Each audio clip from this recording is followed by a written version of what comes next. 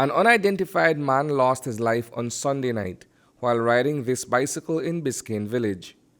The fatal road traffic accident happened somewhere between miles 24 and 25 along the Goldson Highway, shortly after 7 p.m.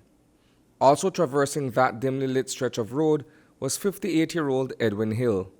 He is the longtime driver for Prime Minister John Biscayne. The cyclist was hit and was transported to the Carl Hushna Memorial Hospital, where he later succumbed to his injuries. Mr. Hill was taken to the Ladyville police station, where he made a report and cooperated fully with investigators. So presently, investigators are putting the file together, recording statements from witnesses, and we will be sending the file to the Director of Public Prosecution for her determination on the matter. According to Hill, he was accompanied by 2 other passengers inside this blue GMC Acadia when he observed a male person swerving on the highway. The driver reportedly made an attempt to avoid hitting the cyclist, but that effort was in vain. Based on what investigation is showing so far, is that the cyclist was the one who swerved in the path of Mr. Hill's oncoming vehicle. But we're not going to say at this time who is at fault. We will put the file together and then we'll send it to the DPP, and then she will make that determination. In these type of cases, we would normally not arrest somebody right away unless there is clear indication that the driver is at fault, or in situations where drivers would have refused to cooperate by giving blood or urine sample to test if they were under the influence. That would normally just give NIP and we send the driver home. Until the investigation is over, then it goes to the DPP and then the determination is made there. The victim is described as having his hair in dreadlocks and was wearing a pair of 3/4 cargo pants. The sports utility vehicle that fatally knocked him down received damages to the right front bumper, right light, and rear view mirror.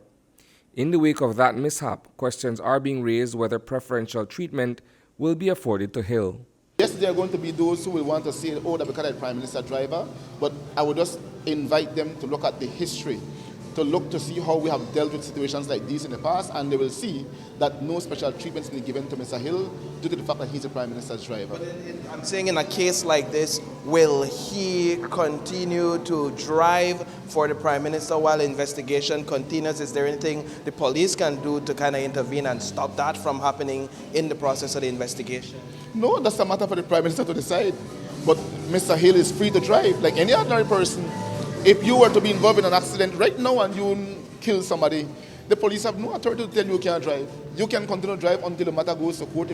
If the court finds you guilty and the court suspends your license, then you are unable to drive. But in the time being, you can drive. A urine sample has been taken from Edwin Hill. He was also served with a notice of intended prosecution.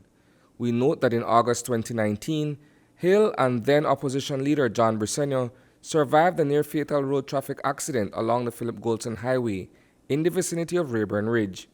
In that incident, Hill, who was behind the wheel of a Toyota Prado, lost control of the SUV when he swerved to avoid a collision with a commuter bus.